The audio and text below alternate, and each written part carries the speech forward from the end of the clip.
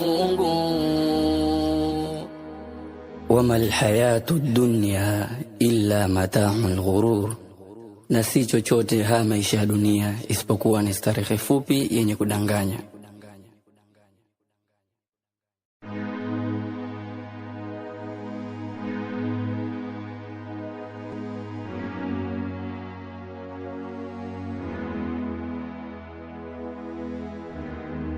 Ajmal Brothers. Sikudanganye dunia ndugu yangu, wala kufata yalo walimwengu. Shika mema yalo ya Mwenyezi Mungu, akhera utapata lako fungu. Sikudanganye dunia ndugu yangu, wala kufata yalo walimwengu. Shika mema yalo ya Mwenyezi Mungu, akhera utapata lako fungu. Usihubi dunia takwada, akiyalo ndani mwake yavutia, yavutia. Bismillahirrahmanirrahim. Alhamdulillahi rabbil alamin, thumma salatu wassalamu ala rasulillah sallallahu alayhi wa ala alihi wa sahbihi ومن تبعهم بإحسان إلى يوم الدين وسلموا تسليما. أما بعدكم حميدي الله سبحانه وتعالى na kumtakia rahma Mtume sallallahu alayhi wasallam. Bila shaka ndugu zangu katika iman, mpo salama na mnaendelea vizuri kwa uwezo wa Allah subhanahu wa ta'ala. Na ni kauli ambayo mara nyingi huwa napenda niitumie kwa kusema ya kwamba kila siku moja katika maisha yako itumie positively, itumie vizuri. Lengo la kuweza kutumia siku iendayo kwa Allah subhanahu wa ta'ala ni kuweza kuwa na tahadhari, kuishi kwa mipango hapa katika huu ulimwengu wa duniani.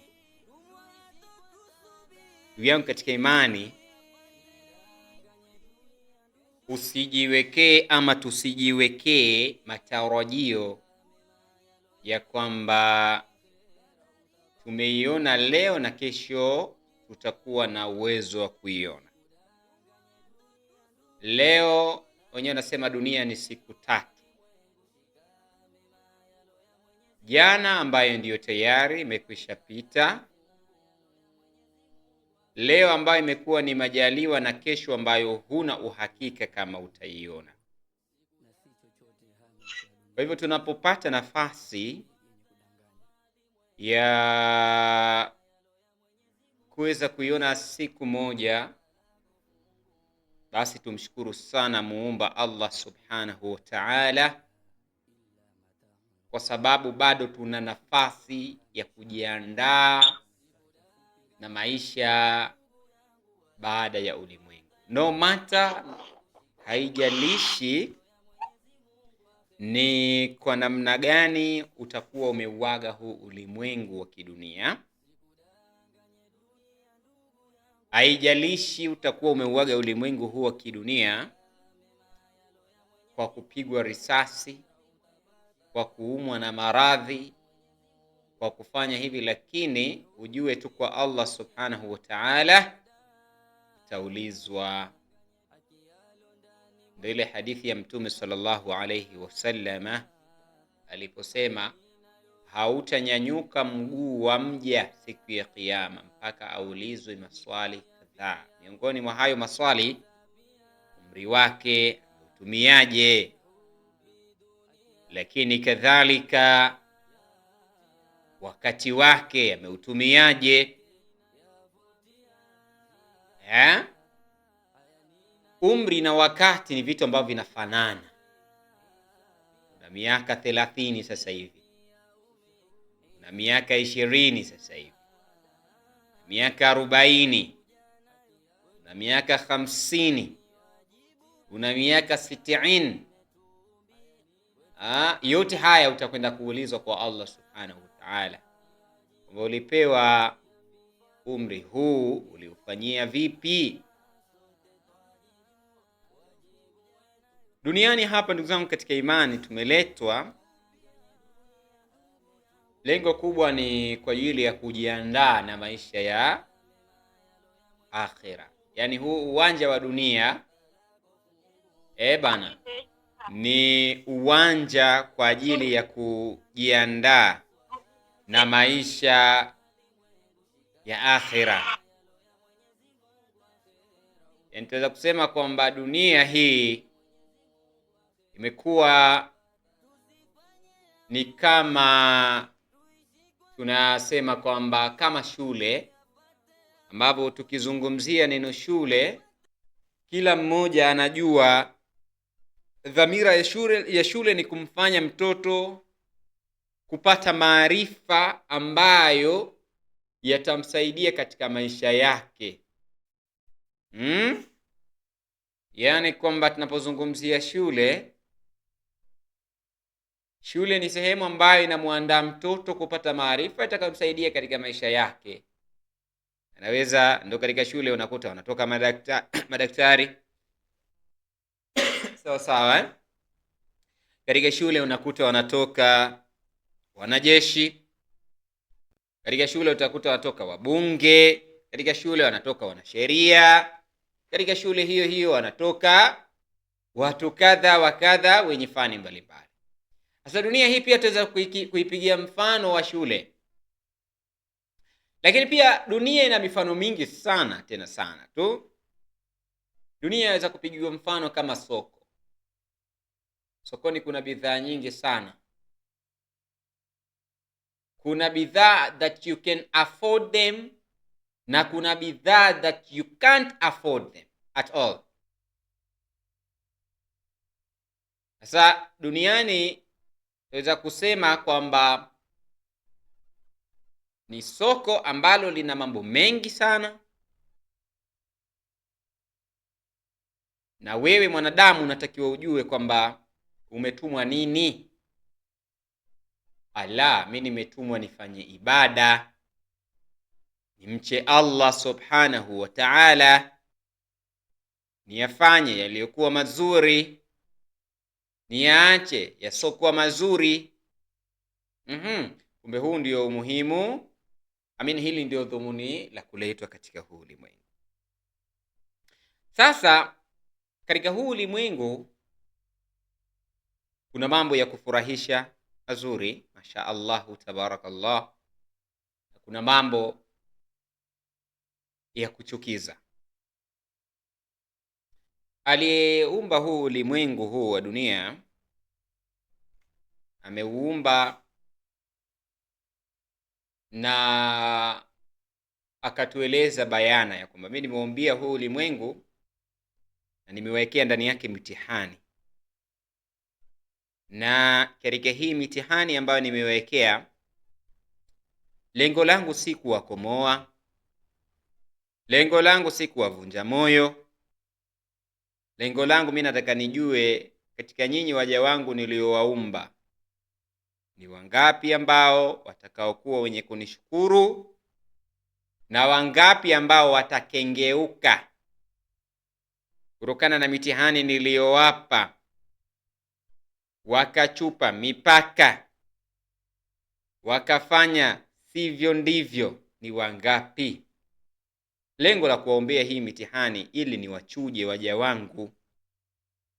Najua baadhi yao watastick katika njia ya sawasawa na wakaniogopa mimi, lakini pia najua baadhi yao watakuwa ni viburi, watafata njia ya kushoto, nitawaadhibu. Kwa hivyo hivi vitu vipo bayana, ndugu zangu katika imani. Moja katika njia ambayo Allah subhanahu wa ta'ala, ambayo tunaweza kusema ni alternative means, ni njia mbadala ambayo Allah subhanahu wa ta'ala ametuwekea ya kutatua haya matatizo tuliokuwa nayo, ni kuomba dua kwa Allah subhanahu wa ta'ala. And last week, if you remind yourself, we spoke about the importance of duas, umuhimu wa kuomba dua katika maisha yetu ya kila siku. Lakini pia tukaelezea al-dhawabit wash-shurut. Tulielezea masharti na vitu ambavyo vinaweza vikafanya dua yako isikubalike. Lakini last week, if kama tunakumbuka vizuri, tulizungumza sana kuhusu masuala mazima ya dua. Dua gani watakiwa uiombe ukiwa sehemu gani? Dua hii ukiwa katika condition hii watakiwa uisome hivi. Dua hii ukiwa katika moment hii watakiwa ulete dua hii. Baada ya hapo tukaja kuzungumza, lakini hatukuzungumza kwa ule upana wake.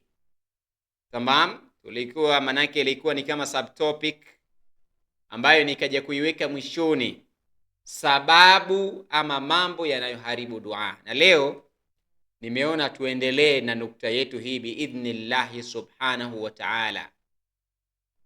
Kwa hivyo nukta yetu kwa siku hii leo biidhnillah, tutazungumzia mambo ambayo yanaharibu dua. Of course, yes, kila mmoja wetu hapa ni mtu ambaye anaomba dua. Hakuna mwanadamu ambaye haombi dua. Tamam? Kila mmoja yuomba dua, na dua hii anayoiomba dedication yake kwa mambo yake maalum. Mwingine anaomba dua apate mtoto, mwingine anaomba dua apate mume, mwingine anaomba dua apate mali, mwingine anaomba dua maradhi yake yamuondokee. Sawa sawa, Mwingine anaomba dua maisha yake yawe rahisi, mwingine anaomba dua hiki kiwe hivi. Tamam? Lakini almuhimu, watu wote sisi tuomba dua kwa Allah subhanahu wa ta'ala, na dua hii tunayoiomba, ndugu zangu katika imani, ina masharti yake. Lakini the question is that we might ask ourselves ni kwamba kwa nini, why our duas getting rejected? Kwa nini dua zetu hazijibiwi? Why are not answered? And we keep on asking Allah subhanahu wa ta'ala, we keep on raising our hands, oh Allah, grant me this, grant me this, grant me this. But why don't we get what we asking for? Kwa nini hatupati kile ambacho tunachokiomba kila siku? Kwa nini? Ndugu zangu katika imani, mtu yoyote anapokuwa anaitisha muhadhara, dhumuni lake ni kuweza kuwatoa watu katika giza na kuwapeleka katika nuru. Sawa sawa,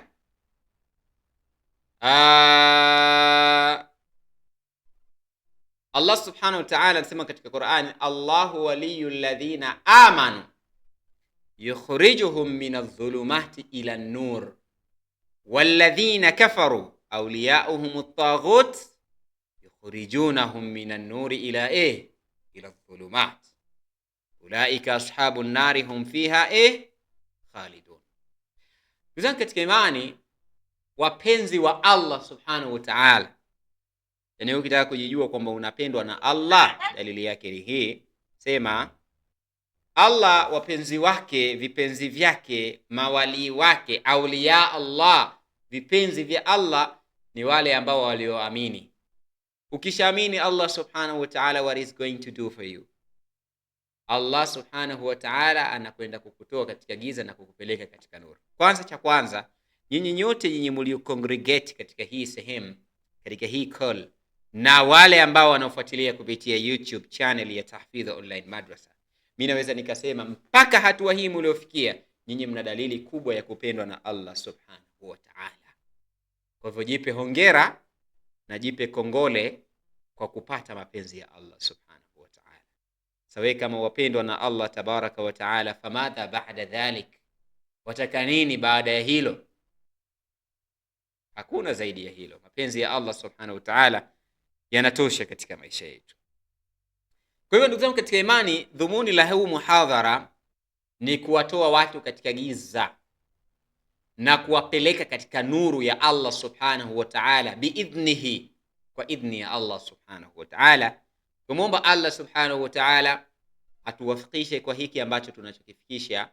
Kumwomba Allah subhanahu wa ta'ala atujalie tuwe ni miongoni mwa wale ambao wenye kusikiliza, si kusikiliza peke yake, na kuweza kufanya nini?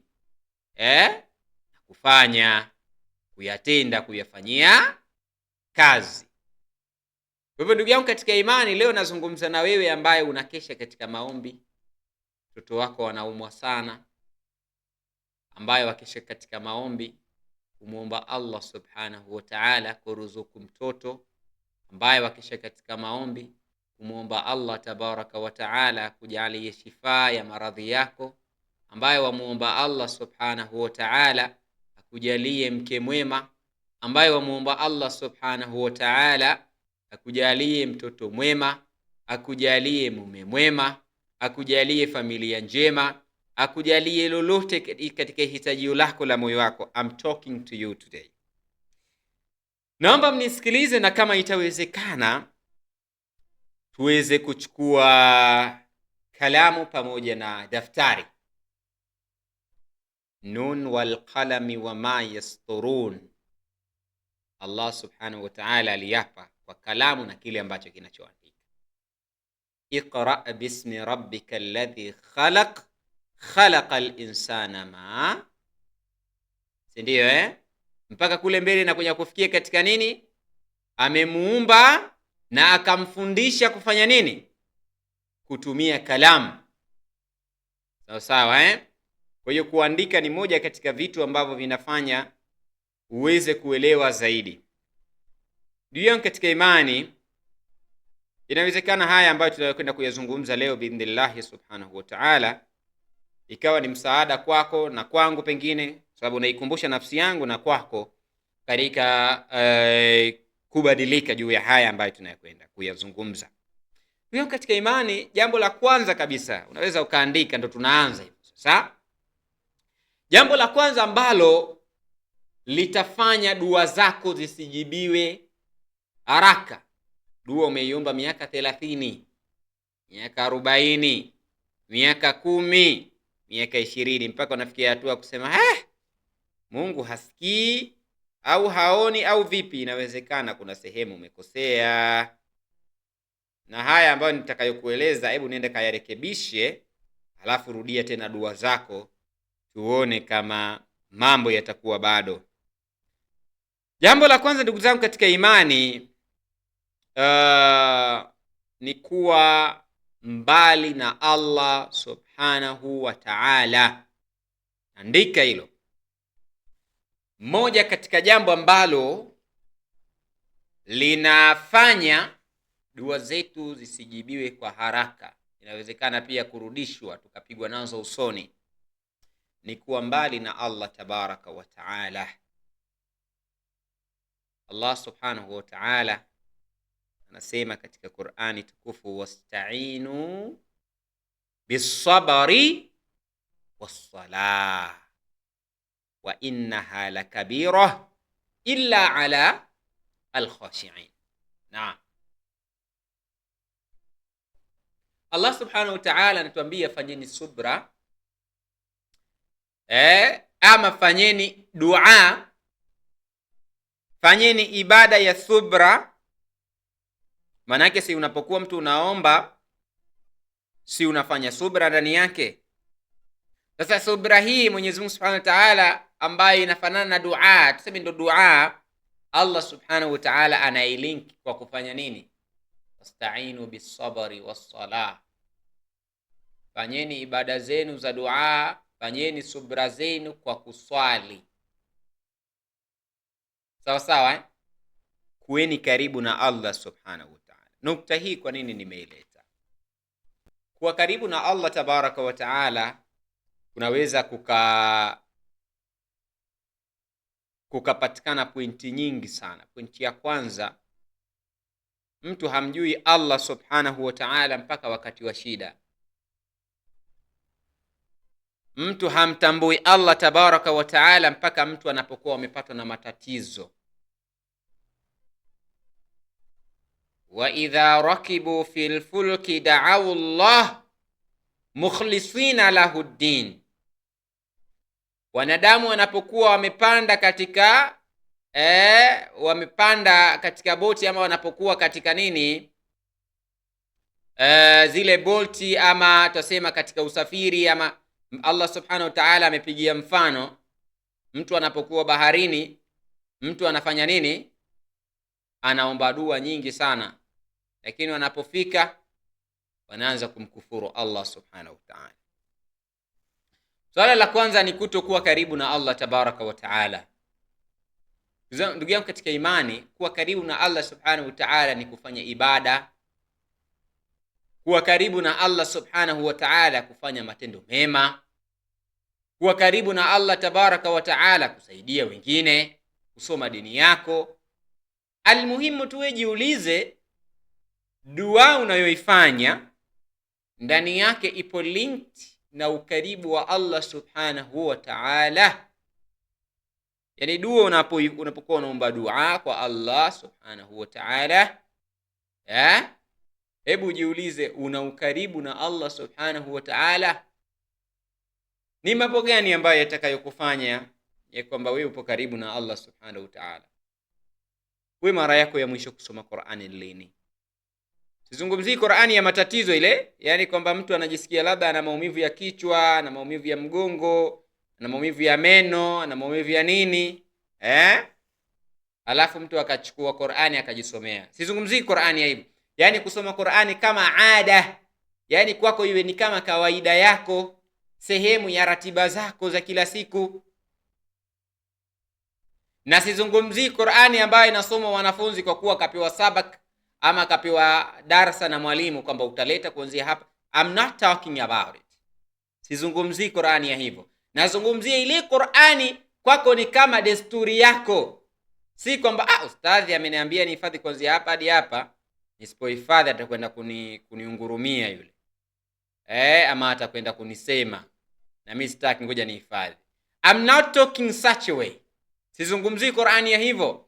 Nazungumzia Qur'ani ambayo ndani yake haina sababu ya kitu fulani. Mfano, labda mtu kaambiwa, bwana wewe utakiwa usome Qur'ani kwa kuwa sasa hivi unaumwa, unajisikia mafua sana, ama pengine kichwa kinakuuma sana, ama mguu unauma sana, ama pengine wewe kwa kuwa unakaribia kufanya kitu fulani, wewe unasoma kul a'udhu birabbin nasi asubuhi, mchana. I'm not talking about it at all. Sizungumzii Qur'ani ya hivyo.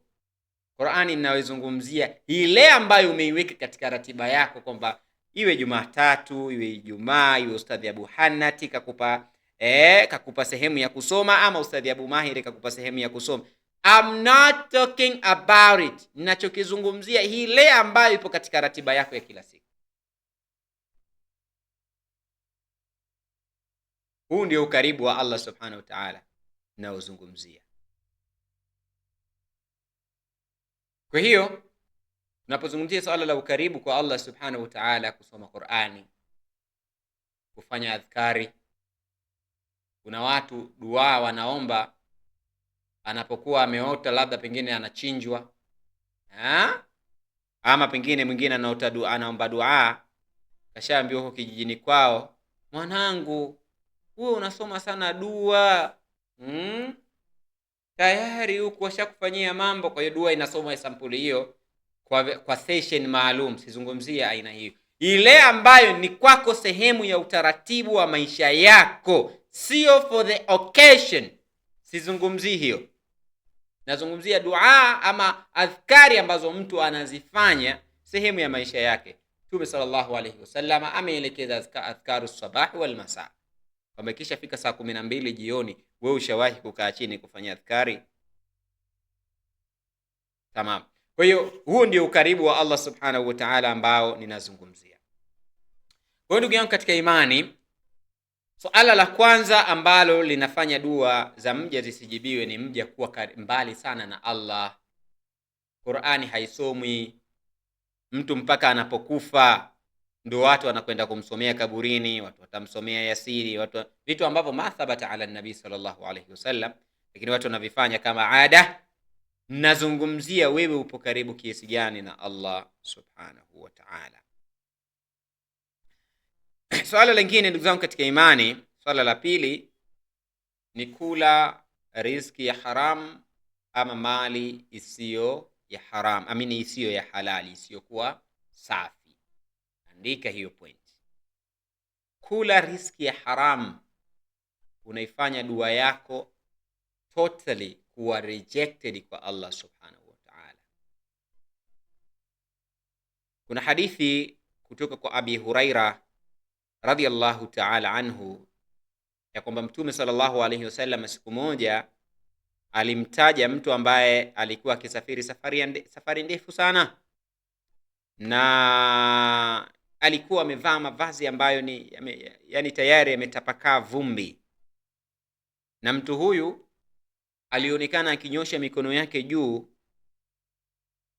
akiomba akisema, ewe Allah, ewe Mola wangu, hali ya kuwa chakula chake mtu aina kama huyu kilikuwa ni cha haram, kinywaji chake huyu kilikuwa ni cha haram, mavazi yake yalikuwa ni ya haram, kadhalika amejilisha vitu vya haram.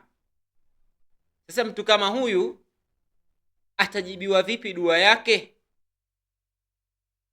Nafikiri nimewafundisha na tumesoma sana katika kitabu cha Al-Arba'in an-Nawawi ambacho kimeandikwa na Imamu Nawawi rahimahullahu ta'ala, hadithi ambayo inasema dhakara ar-rajulu yatilu safar ash'ath aghbar yamuddu yadayhi ila as-samai ya rabbi wa mat'amuhu haramun ila akhir al-hadith. Kwa hiyo ndugu zangu katika imani, suala la kula kitu ambacho kilichokuwa ni cha haram, kama vile umetapeli, umedhulumu, kuna watu nyinyi waume zenu wahusieni sana wafanye kazi ambazo za halali. Inawezekana mwahangaika sana nyinyi kupambana katika kutafuta masala ya riziki, mwahangaike katika hivi, lakini mume wako anafanya pengine kazi, anauza bangi. Sisemei kwamba ndio hivyo, lakini nachukulia mfano. Mume wako yuuza bangi, ama kama ni mwanaume basi wewe mwenyewe wafanya kazi ambazo za haramu. Naeleweka vizuri Nukta hii ya chumo la halali ni moja katika sababu muhimu sana za kujibiwa dua zetu. Si inaeleweka vizuri Mume wako ni DJ, ye kazi yake kuwafurahisha watu DJ anapiga mziki na nini. Kwa akili ya mwanadamu yuwaweza kudhani kwamba ni kazi ambayo haina tabu, kwa sababu naendesha familia yangu na ninatafuta kwa jasho langu. Je, hiyo kazi haiendi kinyume na mipaka ya Allah subhanahu wa ta'ala? That is a question that you must ask yourself, and is better. Mume wako anapokuwa analeta chakula, jitahidi we kama mwanamke usifurahie tu kuletewa madera mapya, usifurahie tu kuletewa mabaibui sije mahitaji wenyewe, si ndio Usifurahie kuletewa nguo mpya peke yake. Kama chumo la haram, mupo katika mtihani mkubwa sana. Mume anafanya kazi ya baa, kwa ndugu zangu katika imani, suala sitaki nizungumze sana hapa, sitaki niende mbali sana. Suala la chumo la halali ni moja ya sababu zinazofanya mja dua yake kujibiwa. Kwa hiyo wewe ambaye mwenye kuomba dua, dada yangu, kaka yangu, mdogo wangu, nani yangu, yeyote mwenye kuomba dua, mwenye kumlilia Allah subhanahu wa ta'ala, ya Rabbi nijalie hiki, ya Rabbi nijalie kile, ni muhimu sana akaweza kujiuliza maswali hayo. Kwanza, yupo karibu na Allah. La pili, anakula riziki ama chumo la halali. Kama unakula chumo ambalo sio la halali, jitahidi ubadilishe your way of life. I'm speaking to you friendly. Ndugu yangu katika imani, badilisha your way of life. Why? Because Allah subhanahu wa ta'ala will one day ask us about our time, about the blessing that has blessed us upon. Thumma latus'alunna yawma'idhin 'anil na'im. Allah tabaraka wa ta'ala atatuuliza juu ya neema ambazo tulizokuwa tukizitumia. Atatuuliza juu ya riziki zetu tulizokuwa nazo. Kuna hadithi ya Mtume sallallahu alayhi wasallama inayosema, Mtume sallallahu alayhi wasallam siku moja alikuwa anazungumza na masahaba zake kuwauliza, hivi nyinyi mwamjua mtu ambaye aliyefilisika? Mtu ambaye aliyefulia? Kwa Kiswahili kingine tuweza kuita vipi? Sawa Mwamjua mtu ambaye amefilisika? Masahaba wakasema, kutokana na ufahamu wao, wakasema al-muflisu fina man la dirhama lahu wala mata. Aliyefilisika kwetu ni yule ambaye hana pesa wala hana sehemu ya kulala, sehemu nzuri ya kuishi. Huyu bwana amefulia, ama amefilisika. Lakini Mtume sallallahu alayhi wasallam akawaambia si hivyo. Lakini al-muflis fi ummati man yati yawm al-qiyamah, mwenye kufilisika katika umma wangu ni yule ambaye atakayekuja siku ya kiyama akiwa na sijda kubwa. Ameswali sana huyu mtu, amefunga sana, amekwenda umra sana, amekwenda hija sana, lakini kitakachomfanya asiingie peponi mtu aina kama huyu, pamoja na kwamba mwanamke amejistiri sana, kamtii mume wake sana, ameswali sana, swala 5 zote hazimpiti, lakini huyu mtu alishawahi kumdhulumu mtu mwingine. Waqad dhalama hadha, akala mali hadha, amekula mali ya mtu fulani kwa dhulma. Mguu wako hautonyanyuka. Uliyemdhulumu atakuja siku ya kiyama, atakwambia, tamwambia nini Allah subhanahu wa ta'ala? Ya Rabbi, wamuingiza vipi peponi mtu wa aina kama hii, ilhali huyu alidhulumu mimi? Ndugu zangu katika imani, katika masala ya riziki kuna siri kubwa sana. Kuna watu wamkuta mtu ni Muislamu, mswali naye vizuri, sisi tusha experience hili jambo, lakini usiku ni jambazi, anaua watu. South Africa kuna kitu kimoja kinaitwa mchomoko. Nafikiri ambao wanaelewa hivi vitu watakuwa wanaelewa. Waweza kumkuta mtu anaswali vizuri, anafanya ibada vizuri, lakini pengine mkuta na magari, yana pesa vizuri, lakini pesa ambayo anapoipata, ukitaka kujua, subhanallah, anaenda anaua watu, anavamia maduka, anafanya nini. Kwa hiyo ndugu zangu katika imani, swala la msingi ni kula ama kuwa na riziki ya halali, kuwa na chumo la halali. Tamam. Kwa hiyo hayo ni mambo mawili. Jambo la tatu ambalo ni la msingi pia, jambo la tatu ambalo ni la msingi sana ni kwamba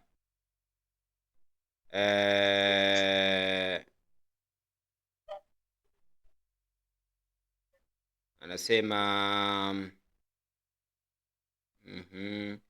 jambo la msingi lingine anasema ni kudumu katika madhambi ama maovu. Kudumu kwenye madhambi ama maovu. Hii nukta ya tatu, kudumu katika madhambi ama maovu. Na hapa hasa nitazungumzia katika kufanya mambo ambayo yanapingana na maadili ya dini au imani ya dini ya Kiislamu. Ndugu zangu katika imani, tujue kabisa Allah subhanahu wa ta'ala ametuwekea sisi utaratibu wa maisha yetu, jinsi ambavyo yanavyotakiwa yaendeshwe. Wewe jiulize tu kwa haraka sana, madhambi ambayo kila siku unakatazwa, unayaacha? Wewe unamlilia Allah, hivi ni sawa na leo?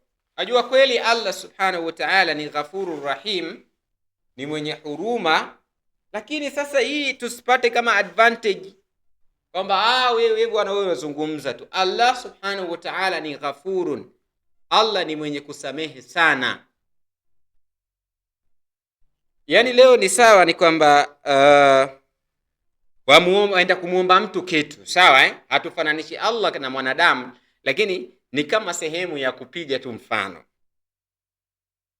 Waenda kumuomba mtu kitu leo, ilhali mtu huyu umemkosea, kila siku unamkosea, pengine unamtukana au muheshimu. Hivi wewe utakuwa na mfano, tuchukulie mfano wewe kama mwanadamu kawaida, tutachukulia mfano wa kawaida. Yani wewe, mtu anakuja kukuomba kitu, ilhali yule mtu kila siku anakukosea, kila siku anakukosea, na haachi yale anayoyakosea, na sio kama anayafanya kukosea kwamba anayafanya mutaammidan, yani anayafanya makusudi, nafsi yake inajua kwamba hiki mimi ninachokifanya ni cha haram, lakini mtu anaendelea kufanya, he keep on doing it. Naeleweka vizuri Kwa hiyo staili kama hii, wewe utaweza kumjibu dua yako mtu huyu? Hutaweza.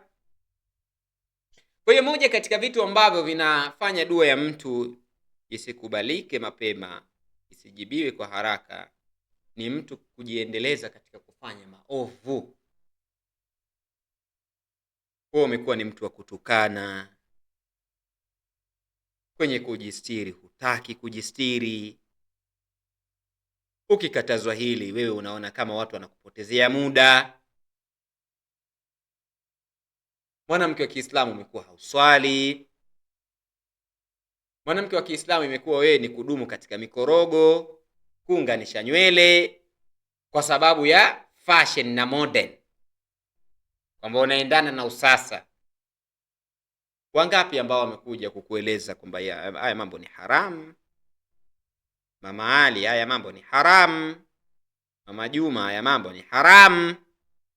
Bwana kaka, haya mambo ni haramu, usifanye hivi. Usivute bangi, usinywe pombe, usivute sigara. Mama Ali, usisikilize mziki. Ni maovu mangapi ambayo wewe unayajua kwamba haya ni haram, and you keep on doing it. Hautaki kuyaacha ile maovu. Kwa hiyo suala la mtu kuendelea katika kufanya maovu kila siku, maovu anayafanya bila kuyaacha yale maovu, ni moja katika sababu ambazo zinamfanya mtu dua yake isijibiwe kwa wakati ama ikataliwe kabisa. Kwa tujiulize sana na tujitazame sana nafsi zetu. Je, sisi ni watu ambao wenye kufanya madhambi, na tukifanya madhambi tunatubia mapema kwa Allah na haturudii yale madhambi? Ama ni watu ambao tukifanya dhambi leo, tukikumbushwa kesho twarudia tena yale yale? Ni lazima tujiulize nafsi zetu, ndugu zangu katika imani. Muda mwingine mitihani hii tunayoipata ya kidunia, hebu tujiassess nafsi zetu sisi wenyewe. Tunafanya yenye kumpendeza Allah subhanahu wa ta'ala? Twafanya yenye kumridhia Allah subhanahu wa ta'ala? Ama twafanya ili tuweze kujiridhisha nafsi zetu? Ni swali muhimu sana ambalo kila mmoja lao angekaa angejiuliza, tungekuwa na wakati mzuri sana wa kuona kwamba sisi hapa tulipo sio sehemu nzuri. Na ndugu zangu katika imani, katika suala la kufanya madhambi, hapa inawezekana madhambi ni yale madogo. Unajua katika Uislamu hakuna kudharau madhambi, kwa sababu Ndogo unayoidharau leo, kesho inakuwa kubwa, inajibeba, inakuwa kubwa, inakuwa kubwa, inakuwa kubwa zaidi. Sawa eh? Katika hii nukta ya kufanya maovu na madhambi, kuna watu wanajipa moyo. Kwani mimi si nimevaa nimejistiri? Kwani nikijipiga picha na pengine nikajiposti kuna ubaya gani? Mimi si nimevaa mtandio, kwani mtandio haustiri kichwa? Yaani kwani kutoka lazima kwani nimwage mume? Kwani yeye mbona haniagi? Yaani madhambi ambayo kwa taswira ya mwanadamu yanaonekana madogo, lakini haya yanakwenda kumkera Allah subhanahu wa ta'ala. Kwa hiyo tujitahidi katika kuzirekebisha nafsi zetu, tutuke katika hii nafasi ya kwamba madhambi ni madogo madogo. Badala yake tuache hii mentality, tuone dhambi yoyote ni kubwa kwa Allah subhanahu wa ta'ala. Sababu leo kama utasema dhambi ni ndogo, basi uhukumiwe wewe, upewe moto uwe unakuunguza miguuni tu, usikuunguze mwili mzima, kwa sababu dhambi yako ni ndogo, basi Allah kuadhibu adhabu ndogo pia. Hakuna adhabu ndogo ambayo mwanadamu anaweza kuhimili mbele ya Allah. Inna Allaha shadidul iqab, Allah ni mkali katika kuadhibu. Kwa ndugu zangu katika imani, tujitahidi kuwa ni wenye kuyaepuka haya madhambi madogo madogo, kusikiliza muziki, kuangalia mambo ambayo yasiyofaa katika nyumba yako. Yaani wewe wamlilia Allah subhanahu wa ta'ala, unakesha kumlilia Allah tabaraka wa ta'ala, ukitoka ukumbini unapiga wimbo wa Diamond. Unakesha usiku wa manane kumlilia Allah subhanahu wa ta'ala, katika simu yako kuna taarabu kibao yani. Unakesha kumuomba Allah tabaraka wa ta'ala, ya Rabbi nijalie hiki, ya Rabbi nijalie hiki, ya Rabbi nijalie hiki. Ukitoka nje haujistiri. Sasa sisi sio ambao tunawafanya hizi dua ziweze kukubalika, isipokuwa tunawakumbusha tu ndugu zetu, inawezekana twafanya makosa haya, tuyarekebishe. Hakuna mwenye mamlaka ya kuweza kujibu dua ya mja isipokuwa ni Allah subhanahu wa ta'ala. Lakini tu tunapeana elimu, inawezekana haya ambayo tunayoyafanya hayafai, yafanya dua zetu zikawa rejected. Kwa hiyo suala la madhambi ni moja katika masuala ambayo yanafanya dua ya mja ichelewe kupokelewa ama isipokelewe kabisa. Lakini jambo lingine ndugu zangu katika imani ni kumwabudu Allah pamoja na asiyekuwa Allah. Hii nukta naomba mnisikilize. Kumwabudu Allah subhanahu wa ta'ala pamoja na asiyekuwa Allah tabaraka wa ta'ala ni moja katika vitu ambavyo, kwanza ushirikina, yani kimsingi lugha rahisi ni kwamba kufanya ushirikina yafanya mtu pia dua yake sawa sawa isipokelewe kwa Allah subhanahu wa ta'ala. Kuna watu inawezekana wanachanganya hapa. Wamkuta mtu anaswali, katika ile swala yake yeye anaamini hirizi ndiyo inayomkinga, yani anaamini uwepo Allah. He or she believes the presence of Allah subhanahu wa ta'ala, the availability of Allah subhanahu wa ta'ala. Lakini huyu mtu anaamini sana masala ya hirizi, masala ya matambiko, baraka za wazee waliokufa. Anaamini sana masala ya mizimu, kwenda kuomba kwenye mibuyu na miti mikubwa.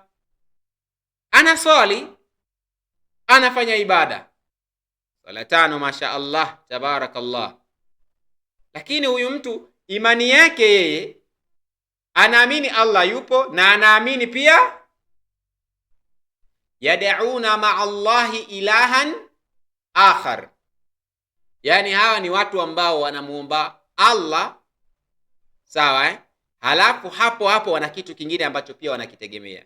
Maana yake ni kwamba imani yao kama ipo 100%, 50% wamempa Allah na 50% wamewapa watu wao.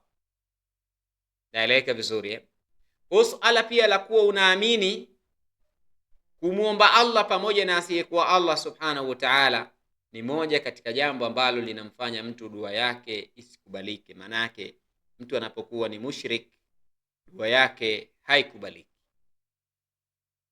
Kwa hiyo katika hili pia ni vyema ndugu yangu katika imani, hebu jifanyie upembuzi na uchambuzi wewe mwenyewe binafsi. Hivi mimi ninaswali, fanya ibada, kwa nini mkononi mwangu nina hirizi? Wewe wafanya ibada, mtoto wako mkononi ana hirizi. Ukiulizwa hiyo hirizi inamsaidia nini? Ustadhi, inamkinga mtoto. Inamkinga mtoto na nini?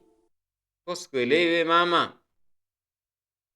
Ustadhi, hii inamkinga mtoto kama mtu anavyokunywa panado inakwenda tumboni, mbona anatibia kichwa? Kwa nini asiweke kwenye kichwa? Ndio atumia hoja hizo. Basi na sisi tunaweza tukaja na hoja zetu kutokana kwa mujibu wa wanachuoni. Wanasema Uislamu umeruhusu hoja za aina mbili tu kuweza kutengenezewa hoja za kiakida. Yaani watu wa akida wameruhusu hoja za aina mbili kutengeneza hoja katika masala ambayo ni ghaibu. Yaani wewe ukiniambia kwamba umemfunga mtoto wako hirizi, ama wewe umefunga hirizi mkononi ukisema kama kinga, na kuna mwingine anakujia kabisa na nukta kwamba anayetoa kinga ni Allah, lakini hata huyo Mungu amesema jikingeni nami nitawapa kinga. Kuna watu wana nukta hizo Kuna wengine pengine ni mashehe ubwabwa pia wanawaambia. Sasa ndugu zangu katika imani, pointi kama hizi ni pointi ambazo zinatetewa sana na watu washirikina. Kutokana na ulamaul aqida, maulama ambao wamebobea katika masala ya aqida, wanasema ni hoja za aina mbili tu ambazo zinaruhusiwa kutengenezwa hoja juu ya masala ya ghaibu. Hoja ya kwanza, kama hilo jambo ni la ghaibu, yani mfano masala labda ya kuumwa haya, masala ya nini, yani masala ambayo elimu yake mtu haijui kwa urahisi. Mtu tunataka tupate hoja kutoka katika kitabu cha Allah subhanahu wa ta'ala na sunna ya Mtume Muhammad sallallahu alaihi wasallam. Tukikosa hoja katika Qur'ani ya Allah, basi tupate hoja katika science, uthibitisho wa wana science. Mfano, mtu anaweza kukwambia kwamba kama wewe unakataza hirizi isifanyike ama mtu asijiveshe hirizi, kwa nini mtu akinywa panado inaingia tumboni lakini dhumuni lake ni kutibu kichwa? Yes, ule ni uthibitisho wa wana science. Pale hakuna mazingaombo yoyote, wana science ndio wamethibitisha vile kwamba bwana utibu kichwa, meza dawa tumboni, mishipa itasafirisha, itakwenda kutibu kichwa. Wana science wao wenyewe ndio wanajua hayo mambo. Lakini Mtume sallallahu pia ametueleza mtu anapokuwa anajisikia maumivu ya kichwa, anapojisikia anasikia ile, anaweza akafanya hiki na hiki na hiki kwa ajili ya kujitibu. Lakini leo kituambia kwamba tufunge hirizi, maana yake uthibitisho huu sio wa kidaktari. Kama si wa kidaktari, tunahitaji uthibitisho kutoka katika Uislamu. Je, Mtume sallallahu alaihi wasallama alifunga hirizi? Mtume sallallahu alaihi wasallama aliwafunga watoto wake hirizi? Mtume sallallahu alaihi wasallama aliwaruhusu masahaba zake kufunga hirizi watoto wao? Kwa kama mtu atakuja na hoja kama hizi, huyu hana hoja za msingi. Kwa ndugu zangu katika imani, suala la kumwabudu Allah pamoja na asiyekuwa Allah ni moja katika jambo hatari sana ambalo linaharibu dua ya mtu, dua ya mja. Kwa tuwe makini sana katika hiki kipengele. Tuwe makini sana tena sana. Usijiamini kwamba mimi naomba dua lakini lazima uhangaike hata huyo Mungu aweze kukuletea mkate ndani. Sio hivyo. Yaani usitumie hoja za kishaitani katika kutengeneza kujitetea, kufanya utetezi. Usifanye hivyo. Usifanye hivyo, itakuharibu, utakuwa unajiharibia. Epukeni sana kwenda kwa waganga wa kienyeji. Epukeni sana kwenda kwa waganga wa kienyeji.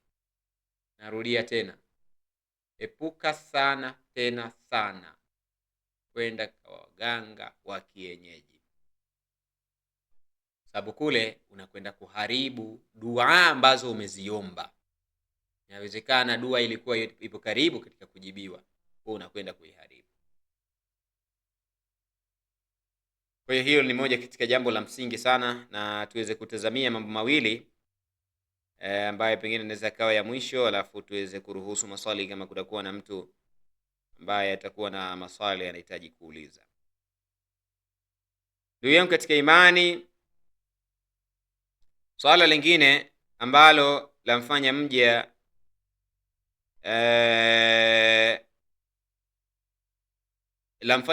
aweze yani manake dua yake iweze kuwa rejected, iweze isipokelewe kwa Allah subhanahu wa ta'ala, ni kutokuwa na imani ya kweli kwa Allah subhanahu wa ta'ala.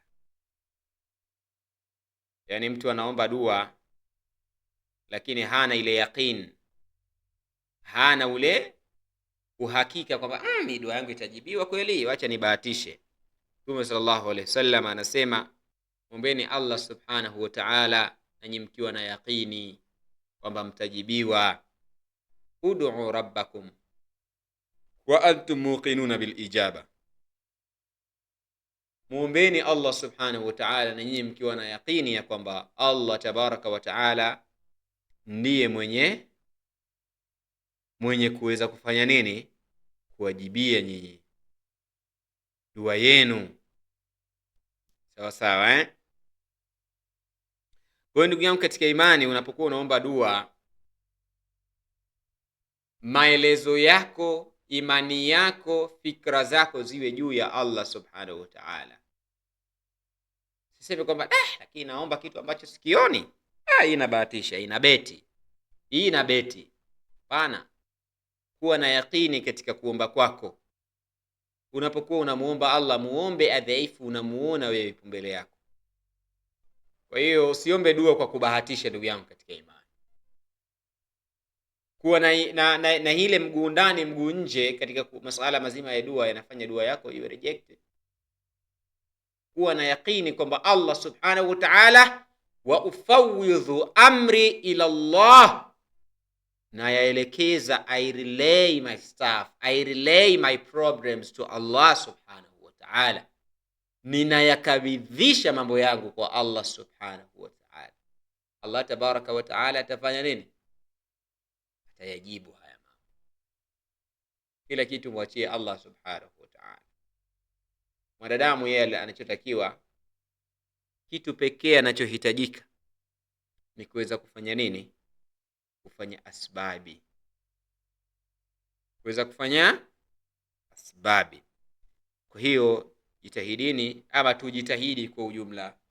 Najikumbusha mimi pamoja na nyinyi ndugu zangu katika imani, tunapokuwa tunamuomba Allah tuwe na imani ya kweli. Uswali kwa nia ya kumridhisha Allah tabaraka wa taala.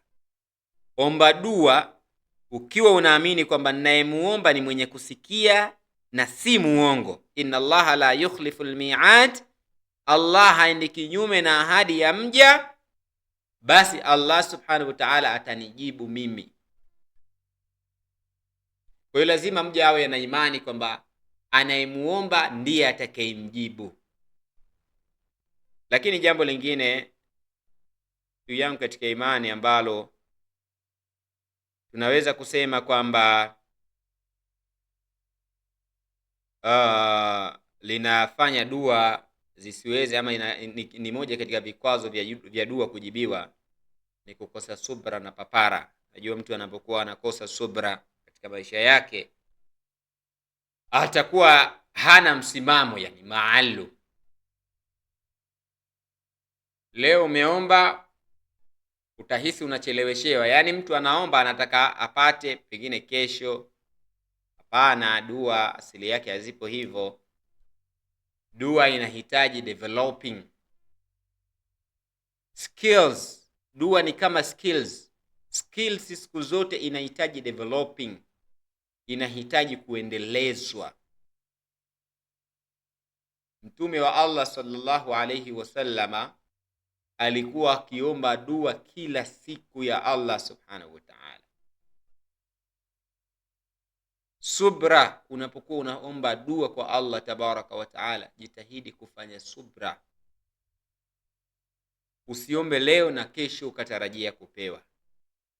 Usiwe na papara, usiwe na haraka kwamba nimeomba sasa hivi ni miaka 3 hii, miaka 7. Keep on asking Allah subhanahu wa ta'ala. One day Allah tabaraka wa ta'ala atakujibu dua zako. Usiache, usichoke kumuomba Allah. Unapochoka kumuomba Allah, unapokata tamaa katika kumuomba Allah subhanahu wa ta'ala, matokeo yake yanakuwaje? Matokeo yake ni kwamba utakwenda kuomba kile ambacho kisichokuwa Allah subhanahu wa ta'ala. Mwisho wa siku utakuwa ni mwenye kupata madhambi na Allah subhanahu wa ta'ala atakuwa kutoa katika neema zake. Kwa hiyo ndugu zangu katika imani, na wahusia sana pamoja na kuihusia nafsi yangu, tujitahidi sana kuyafanya haya ambayo pengine nimepata nafasi ya kuweza kuwakumbusha. Sio kwamba mimi ambaye nakumbusha ninajua sana, isipokuwa ni kichache ambacho ama kidogo ambacho nimejaliwa kuwakumbusha kwa siku hii leo. Tujitahidi sana. Najua maisha yetu yamezongwa na changamoto, yamezongwa na misukosuko, lakini tusiache kumuomba yeye aliyetuahidi kwamba nitawajibu. Wa idha sa'alaka ibadi anni fa inni qaribun. Lakini jambo lingine la mwisho tumalizie, ndugu zangu katika imani, ni kuacha kujionyesha. Muda mwingine sisi tunapewa mitihani kwa sababu tu ya kujionyesha mambo yetu tunayaonesha sana kwa ulimwengu. Hatuna siri sisi za maisha. Hatuna siri sisi katika maisha yetu. Mambo yetu tunayafanya kwa kujionyesha sana, ili Allah subhanahu wa ta'ala, wanadamu watuone. Ndio mfano nilipata story moja,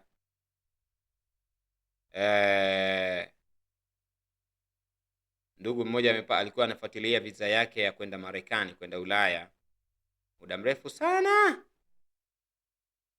Baada ya kupita miaka mingi, Allah subhanahu wa ta'ala akamjibu dua yake, visa ikatoka. Na sasa unajua kuna ile hali ya mwanadamu kutaka kuwaonyesha watu kwamba yeye ni mtu wa aina fulani na maisha yake yanakwenda kubadilika kwa namna fulani.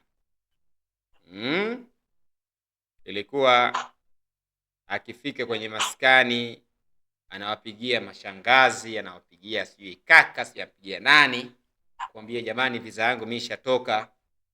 Ndio hivyo tena, visa yangu mimi ndio ishatoka, ndio hivyo tena.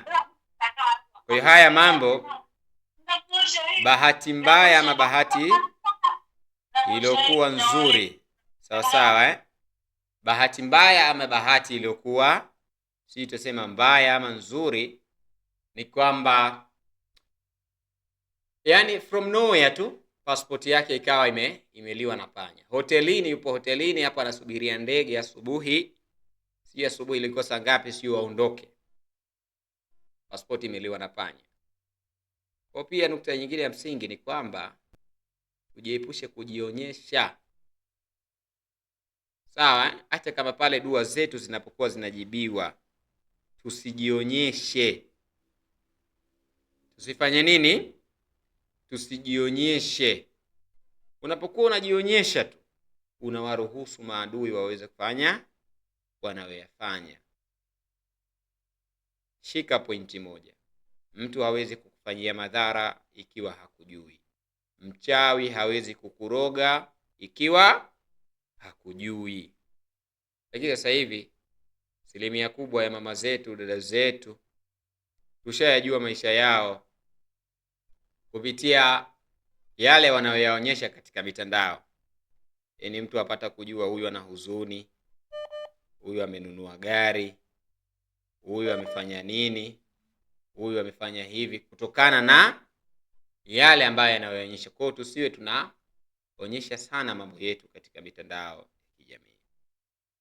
Kwa hiyo ndugu zangu katika imani, haya ndiyo machache ambayo nimefikiria kuweza kuwakumbusha kwa siku hii ya leo. Na namuomba Allah subhanahu wa ta'ala tujalie dua zetu. Allah subhanahu wa ta'ala akubali dua zetu tunazoziomba, abariki efforts ambazo tunazozifanya katika kupata radhi zake yeye Allah. Na kwa hakika sisi tunajua ya kwamba ni yeye pekee mwenye kujibu dua zetu, ni yeye pekee mwenye kusikia maombi, ni yeye pekee mwenye kuona tunayoyapitia. Rabbana atina fid dunya hasana wa fil akhirati hasana.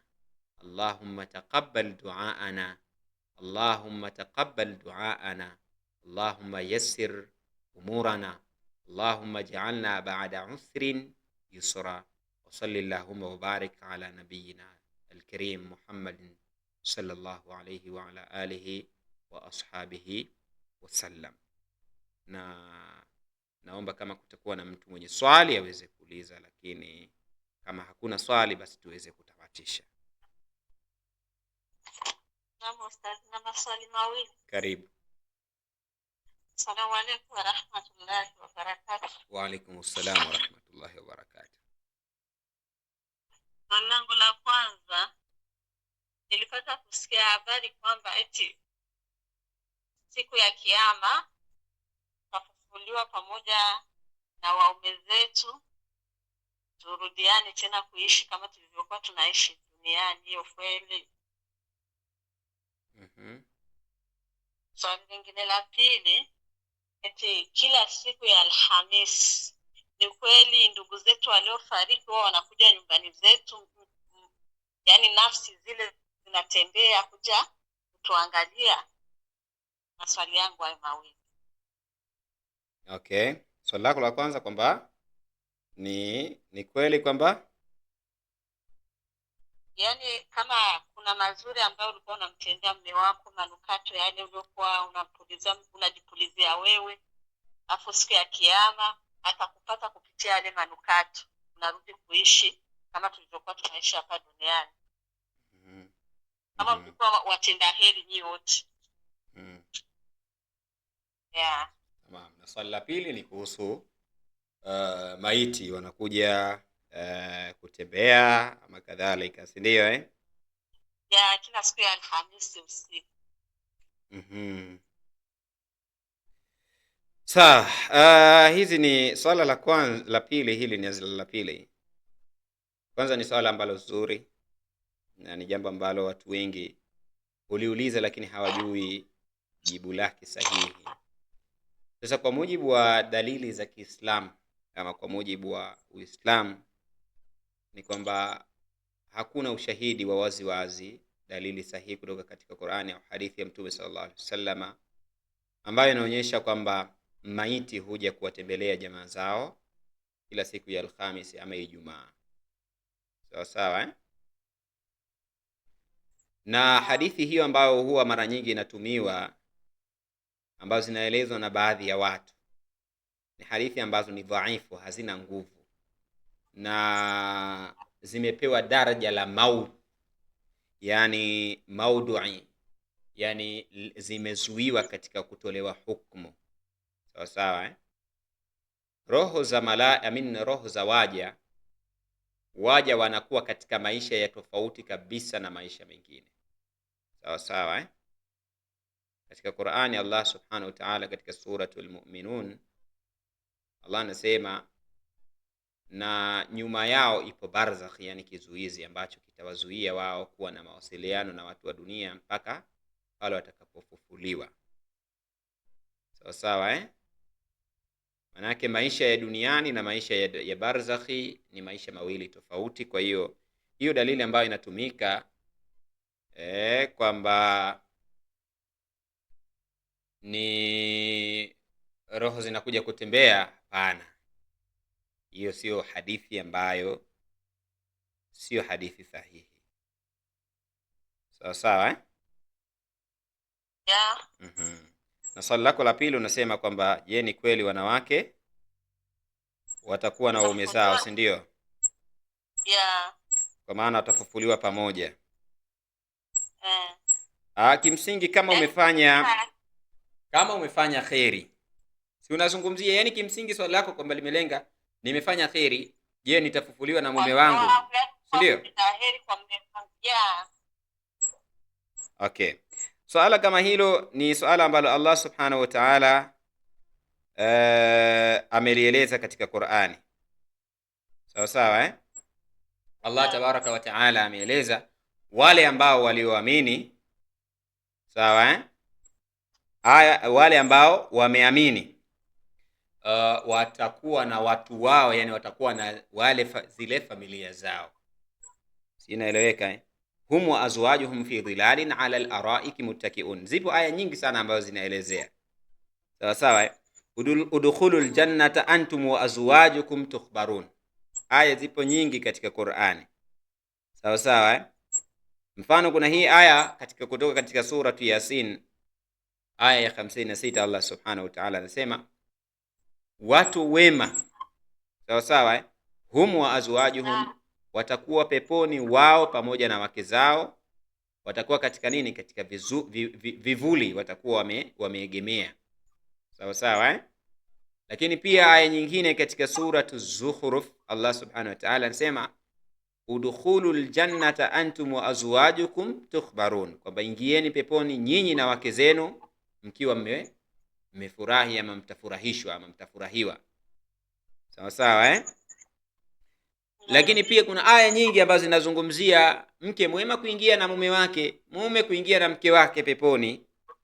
Mfano Allah subhanahu wa ta'ala katika suratul Ra'd Allah anasema jannatu adadin yadkhulunaha wa man salaha min abaihim wa azwajihim wa dhurriyyatihim wal malaikatu yadkhuluna alayhim min kulli babin, kwamba ni bustani za peponi ambazo ni za kudumu watakazoingia wao na waliokuwa wema miongoni mwa baba zao, wake zao na kizazi chao.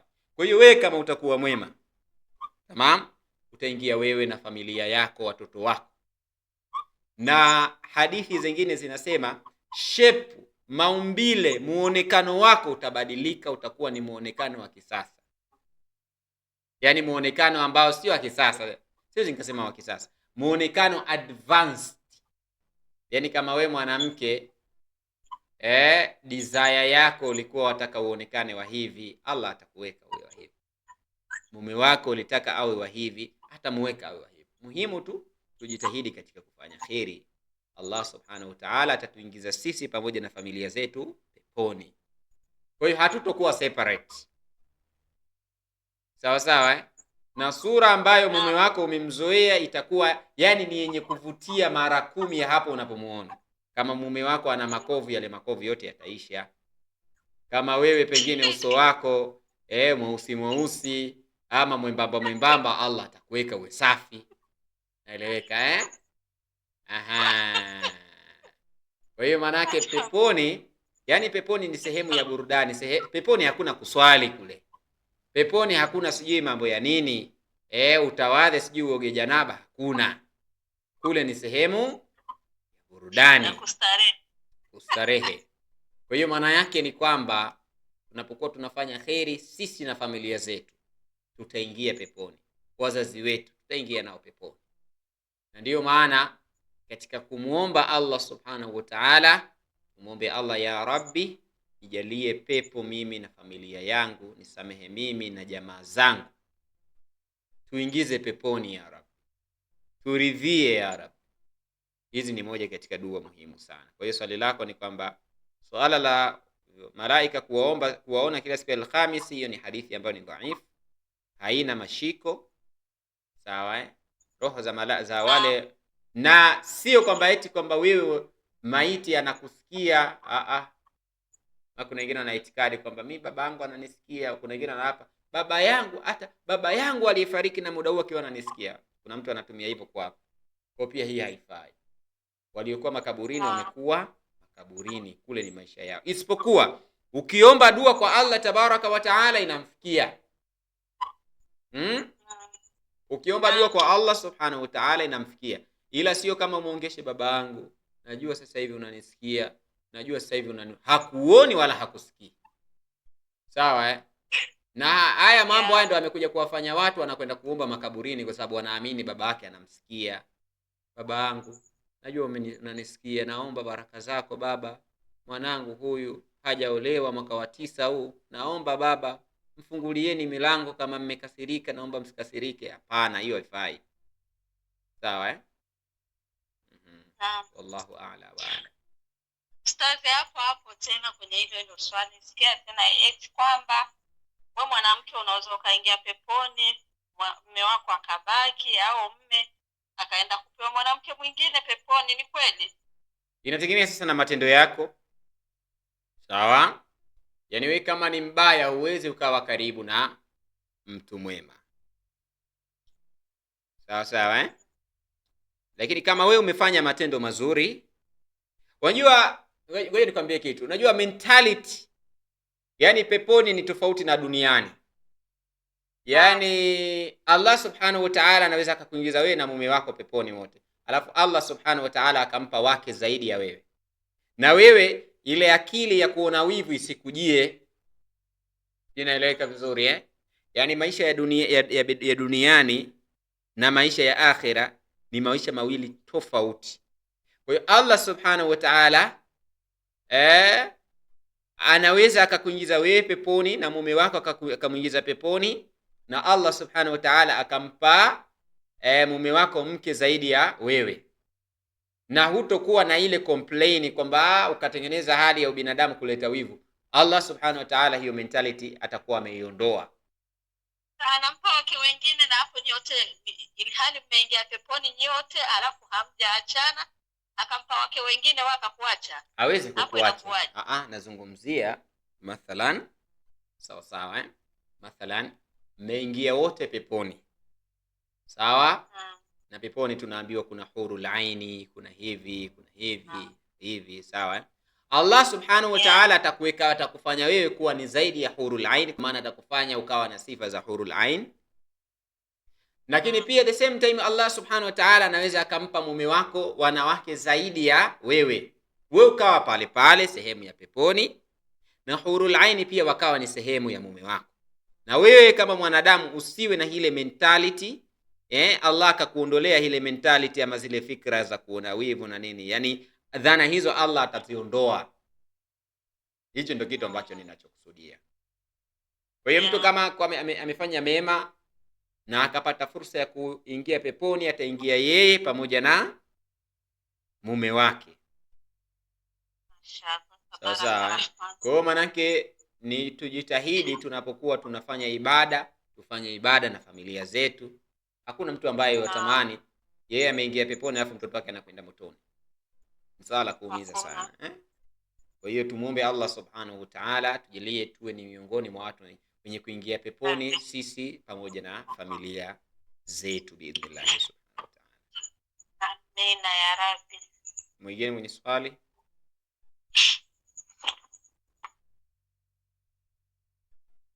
Tamam, mimi na washukuru, na muomba Allah subhanahu wa ta'ala tujalie kwa haya ambayo tumekumbushana yawe ni yenye kutunufaisha katika ulimwengu huu pamoja na maisha yetu ya akhira. Muomba Allah subhanahu wa ta'ala atuandikie katika thawabu zetu, katika mizani yetu ya kheri, twende tukakute katika kitabu chetu cha kheri siku ambayo haitomfaa mtu mali yake wala watoto wake illa man atallaha biqalbin salim. Wa assalamu alaikum wa rahmatullahi wa barakatuh.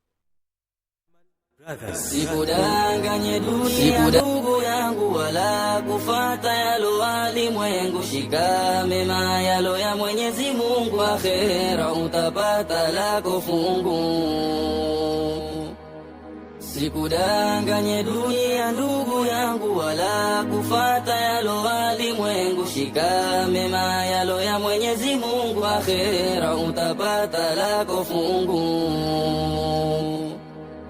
usihubi dunia takwada, haki yalo ndani mwake yavutia. Haya ninayokwambia zingatia, tajutia fi yaumi hisabia.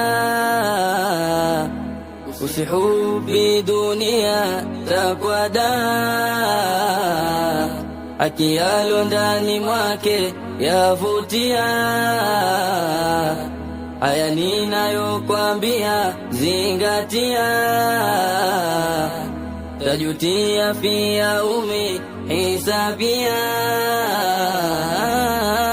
Alokuja nayo wetu rasuli ni wajibu pia, ametuumbia wetu rasuli kumsalia. Ni wajibu pia kufuatia wakeusia, sote twajijua wajibu wetu kumsalia. Sikudanganye dunia ndugu yangu, wala kufata